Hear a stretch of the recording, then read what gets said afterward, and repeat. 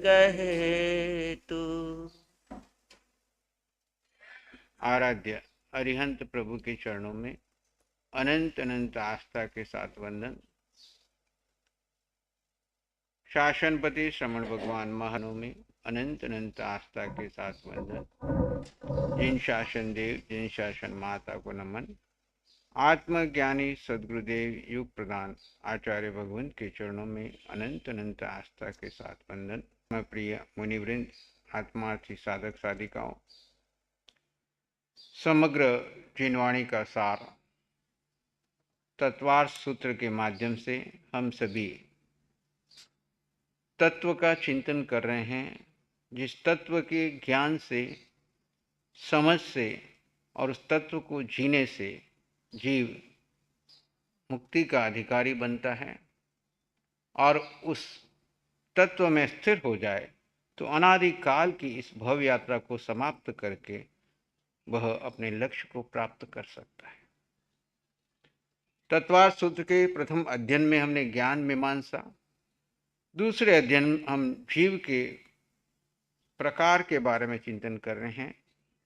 जीव की पहचान कैसे करें, तो जीव के भावों के बारे में जाना, जीव के लक्षण जाने। और अब जीव, इस संसारी जीव, दो प्रकार के जीव हैं, संसारी और सिद्ध। सिद्ध शिला में अनंत जीव एक समान है, उनमें कोई भेद प्रभेद नहीं है। चाहे वो किसी भी दशा में कहीं से भी मुक्त हुए, पर वे सभी जीव एक समान है। संसारी जीव कर्म की दृष्टि से, गति की दृष्टि से, पुद्गल की प्राप्ति की दृष्टि से भेद प्रभेद है। तो संसारी के दो भेद कर दिए, मन की अपेक्षा से मन वाले और बिना मन वाले। फिर संसारी के गति की अपेक्षा से भेद कर दिए और आगे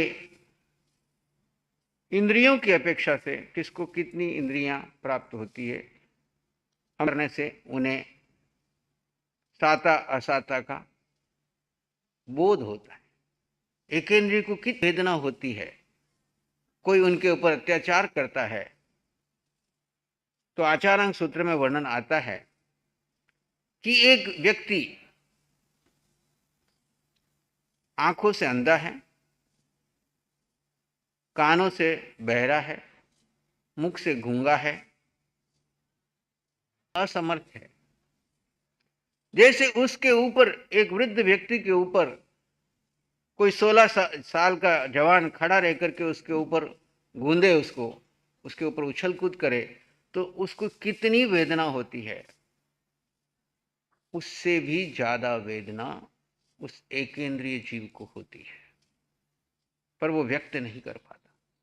इसलिए स्थावर काय का विवेक कहा, जितना हो सके अनर्थ दंड मत करो।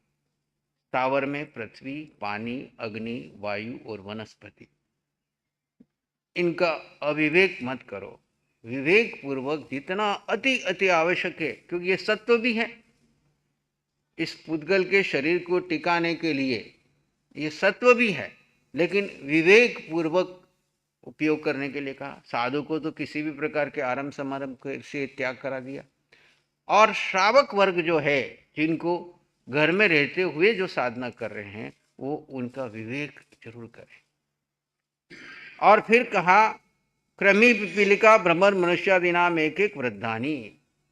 अब आगे एक इंद्रिय से आगे बढ़ते हुए क्रमी हो, पिपीलिका हो, यानी बेंद्रिय, तेंद्रिय, चौरेंद्रिय। इंद्रियां कितनी हैं? तो कुल 5 ही इंद्रियां हैं, और इन 5 इंद्रियों में ही सारे जगत के जीवों को बांट दिया। एक इंद्रिय के सब जीव जो तिर्यंच में है, पृथ्वी, पानी, अग्नि, वायु, वनस्पति। बेंद्रिय, तेंद्रिय और चौरेंद्रिय, ये भी सब जीव तिर्यंच में है। बेंद्रिय, तेंद्रिय और चौरेंद्रिय। और पंचेंद्रिय में समूर्छन्न, और मन वाले और बिना वाले। मन वाले ये तिर्यंच में भी है, नारकी में भी है, देव में भी है और मनुष्य में भी, चारों गति में है। तो यहाँ इंद्रियों की अपेक्षा से भेद किया, और जैसे जैसे जिसका क्षयोक्षम बढ़ता जाता है उसको वैसे वैसे इंद्रियां मिलती जाती है, यानी इंद्रियों से क्या होता है, आपकी ज्ञान चेतना खुलती जाती है। मति ज्ञान है, लेकिन मति ज्ञान के साथ में आपको जैसे जैसे बढ़ता जाता है वैसे वैसे आपको इंद्रियों के माध्यम से शरीर को साता और असाता का, सुख और दुख का, विषयों का जाना। तो इन सब में जीव वही था या जीव बदलता गया? जो निगोद में था वही जीव आज है, या बेंद्री में बदल गया, तेंद्री में बदल गया, चौरनी में बदल गया, पंचनी में बदल गया, देवता में बदल गया, नारकी में बदल गया? जीव वही है। क्या बदल रहा है? कर्म के अधीन उसको जो जो देह मिल रहे हैं, यानी पड़ाव बदल रहे हैं। क्या बदल रहे हैं? यात्री वही है। यात्री सिद्ध शिला तक एक ही रहेगा, यात्री चेंज नहीं होगा। और हमारे जैसे कितने यात्री यात्रा कर रहे हैं इस संसार में? कितने? अनंत अनंत जीव इस जगत में यात्रा कर रहे हैं। सब यात्री है, किसी का किसी से कोई संबंध नहीं है। संयोग के अधीन, कर्म के अधीन कोई एक परिवार में आकर के जन्म ले लेते हैं। कोई कहां से आता है, कोई कहां से आता है, कोई कहां से आता है। जितने दिन का संयोग होता है पूरा करके निकल जाते हैं। वहां अज्ञान क्या है कि वहां उस जीव को, तो हम अपनी जीव की तरफ तो ध्यान नहीं देते हैं और उस जड़ को अपना मान लेते हैं। और जब जड़ आपको छोड़ के जाता है, जड़ आपको छोड़ करके जीव अपनी यात्रा पे अगला निकल जाता है, जैसे उसका टिकट कट जाता है यहाँ से, वो अगली यात्रा पे चला जाता है। और आप कौन सा ध्यान करते हो उसको लेकर के? यही अज्ञान है। ये तत्व ज्ञान जानने के पीछे उद्देश्य क्या है कि आपको सत्य का बोध हो, समझ आपकी बढ़े, जड़ और जीव का भेद बढ़े और महत्व अपने जीव को दो। बाकी सबका यात्री की तरह यात्रा में, जैसे आप कितने लोगों का सहयोग लेते हो। आप मान लीजिए ठेठ जम्मू से निकल करके मुंबई तक आपको जाना है, तो रास्ते में, ट्रेन में, रास्ते में आप पैदल चल रहे हो तो कितने लोगों का सहयोग मिलता है। ट्रेन में आ रहे तो कितने लोगों का सहयोग मिलता है। फ्लाइट में आ रहे तो किसने, उन सब का सहयोग लेते हैं, उनका खर्चा देते हैं और आगे निकल जाते हैं। पीछे मुड़कर देखते हैं क्या? ऐसे ही किसी जीव ने, पिछले भाव के किसी रिश्तेदार ने आके आपको यहाँ पे मुड़ के देखा क्या कि मैं पिछले जगह यहाँ हूँ और तुम यहाँ हो? कोई नहीं आता, कोई नहीं मिलता। और मिल भी आकर के किसी को बोध हो जाए और आपको बताए तो आप उसके ऊपर विश्वास करोगे? कोई आकर के कहे कि मेरे पिछले भव की पत्नी है, मेरे पिछले भव का बेटा है, मेरे पिछले भव की संपत्ति यहाँ पड़ी। कई लोगों को हो जाता है बोध, वो आते हैं, लेकिन उनको कोई यहाँ पे समझता ही नहीं, न ही उनको कोई महत्व देता है।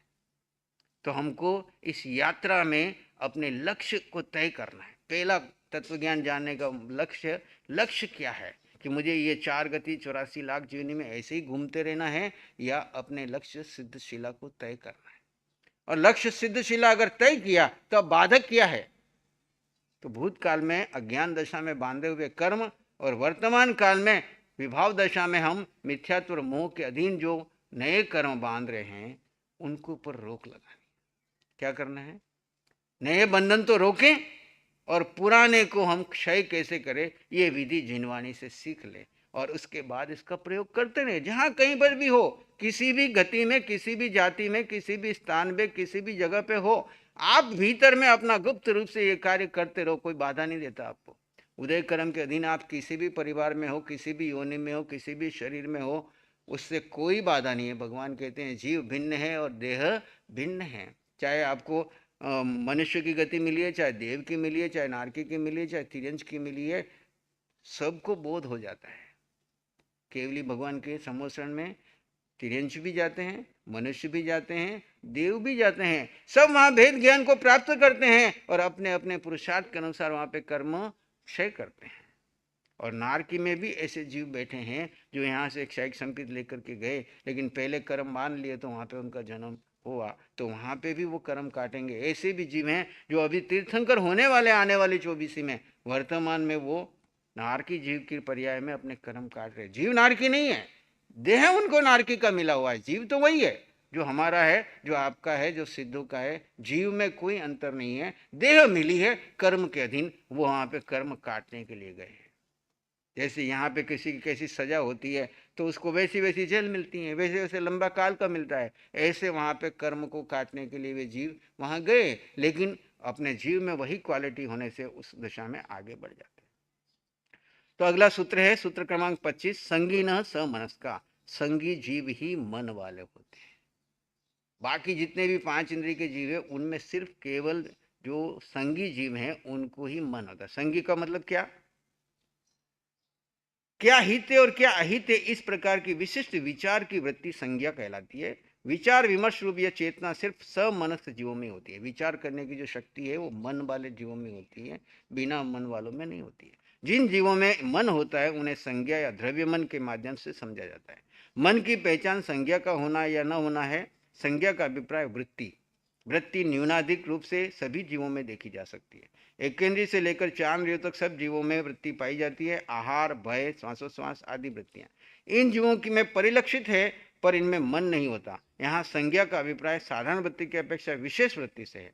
विशेष वृत्ति के गुण दोषों की विचारणा होती है, जिसमें हित की प्राप्ति और अहित का परिहार, हित की प्राप्ति और अहित का परिहार हो सके, यह विशेष वृत्ति एकेंद्रीय से लेकर 4 इंद्रियों के जीवों में नहीं पाई जाती।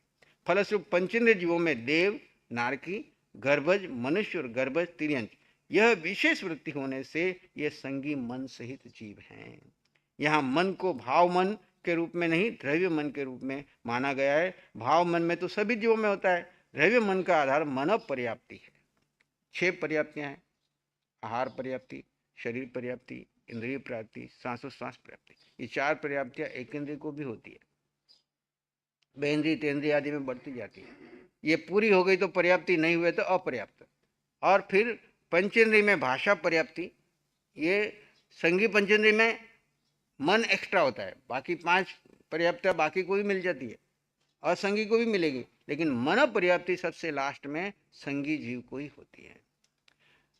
इस दृष्टि से सूत्र में संगी को समनस्क अथवा मन वाला जीव कहा है। इस प्रकार यहाँ कहा जा सकता है कि जिन जीवों में इहा, चेष्टा, अपोह, तर्क द्वारा शंका निवारण, चिंतन, विमर्श आदि की शक्ति, क्षमता और योग्यता होती है, वे जीव मन सहित मन वाले, शेष जीव मन रहित कहे गए हैं।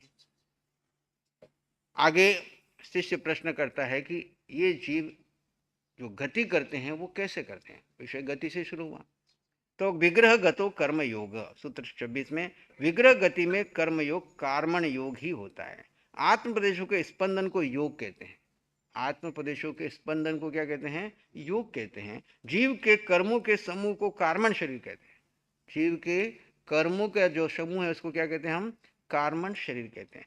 एक शरीर को छोड़कर, यानी यहाँ पे हमारा आयुष कर्म पूरा हो गया, एक शरीर को छोड़ करके आगे हम जब दूसरा शरीर के लिए गमन करते हैं उसको विग्रह गति कहते हैं। विग्रह गति के में 2 शब्द है, एक विग्रह और दूसरा गति। विग्रह का अर्थ है मोड़ या घुमाव और गति का अभिप्राय है गमन। जब यहाँ से कोई जीव शरीर आयुष पूर्ण करके दूसरी गति में जाता है तो कैसे जाता है, इसका प्रश्न पूछा। कर्म योग के द्वारा ही जीव, साथ में जो कर्मण योग है वो कर्म योग है, जो नवीन कर्म को ग्रहण करता है तब मृत्यु स्थान के अपने जन्म लेने के नए स्थान तक जाता है। इसलिए विग्रह गति में कर्मयोग होता है, ऐसा इस सूत्र में कहा गया है। जीव दूसरा शरीर धारण करने के लिए पहला शरीर छोड़कर निकलता है। यहाँ का शरीर छोड़ के निकलता है दूसरा धारण करने के लिए। ऐसी स्थिति में जीव के साथ रहने वाला सिर्फ कार्मण शरीर को जीव अपनी योग शक्ति से कार्मण योग सूक्ष्म शरीर जन्य प्रयत्न से परिणत कर लेता है। जैसे वाहन का स्टार्ट करने के लिए बैटरी की आवश्यकता होती है, वैसे ही एक स्थान से दूसरे स्थान गमन करने के लिए योग शक्ति की अपेक्षा होती है। और उस समय दूसरा कोई स्थूल शरीर नहीं होता। स्थूल शरीर न होने से उस समय मनोयोग और वचन योग भी नहीं होते, केवल कार्मण योग ही होता है। योग के 15 भेद बताए ना, उसमें लास्ट में कार्मण योग आता है।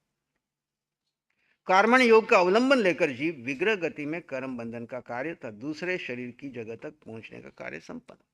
फिर प्रश्न पूछा गति कैसी होती है उनकी, तो अनुश्रेणी गति। गति अनुश्रेणी अर्थात आकाश प्रदेशों को सरल रेखा के अनुसार होती है। यानी जीव और पुद्गल गतिशील पदार्थ हैं, इनमें गति क्रिया करने की शक्ति विद्यमान है। उनकी यह गति सरल, यानी यहाँ से कोई जीव को जाना है तो पहले सीधा 90 डिग्री पे जाएगा, फिर जहाँ उसको मोड़ लेना है तो वहाँ से दूसरा मोड़ लेगा, फिर आगे जाना है तो फिर तीसरा मोड़ लेगा।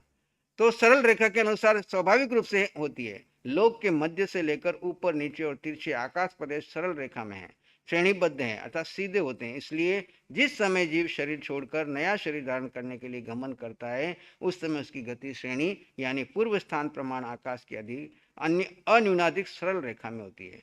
पुद्गल का शुद्ध परमाणु जो एक समय में 14 राजु गमन करता है, पुद्गल का शुद्ध परमाणु एक समय में 14 राजु जाने पुद्गल की भी जहाँ गमन करता है, वह भी श्रेणी के अनुरूप ही गमन करता है, सीधा सीधा जाता है। यह गति क्रिया यदि प्रतिघातक निमित्त मिलता है तो वक्र गति से, अन्यथा सरल गति से। अगर बीच में कोई घातक आ जाए तो फिर वहां से वो वक्र गति करता है, अन्यथा वो सीधी सीधी गति करता है। अब आगे कहा अविग्रह जीवस्य, मोक्ष में जाते हुए जीव की गति विग्रह रहित होती है। इसलिए भगवान कहते हैं एक समय में जीव सिद्धशीला जाता है। तो जब जीव मोक्ष जाता है, सारे कर्म क्षय हट जाते हैं, तो वो सीधा सीधा जहां बैठा है वहां से मुक्त होने वाले जीव बिना मुड़े ही ऊर्ध्वगमन करते हैं। इन जीवों में न कार्मण का योग होता है और न ही कार्मण शरीर, न कार्मण का योग न ही कार्मण शरीर। ये जीव कर्म रहित होते हैं, इनके संपूर्ण कर्म नष्ट हो चुके हैं। ये मुक्त जीव आत्मा की योग शक्ति से ऊर्ध्व गति करते हैं। ठीक इसी प्रकार जिस प्रकार एरंडी के बीज में से, अंडी के बीज में से ऊपर आवरण फटते ही एकदम ऊपर की ओर गति करता है, उसी प्रकार मुक्त जीव की गति सरल होती है। संसारी जीव की गति सरल और वक्र दोनों प्रकार की होती है। आगे कहा 29 सूत्र में, विग्रह गति जो संसारी न प्राक चतुर्भ्य, संसारी आत्मा की गति अविग्रह और सविग्रह दोनों प्रकार की होती है। यानी सरल सीधे भी जाते हैं और मोड़ भी लेते हैं। विग्रह 4 से पहले अर्थात 3 तक हो सकते हैं। संसारी जीव जब शरीर छोड़ता है तो उसकी गति श्रेणी के अनुसार ही 4 समय तक होती है। अब कई लोग कहते हैं आत्मा भटकती है, आत्मा नहीं भटकती है। आत्मा ये शरीर से छोड़ करके दूसरे शरीर में प्रवेश करने के लिए कम से कम ज़्यादा से ज़्यादा 4 समय, अगर मोड़ नहीं है तो 3 समय में भी जा सकती है, 2 समय में भी जा सकती है। जीव यदि मरण स्थान से लेकर जन्म स्थान पुनर्जन्म तक जाने के लिए सीधी श्रेणी से नहीं जाता तो स्थान के अनुसार 1, 2 या 3 मोड़, 1 में 1 समय, 2 में 2 समय,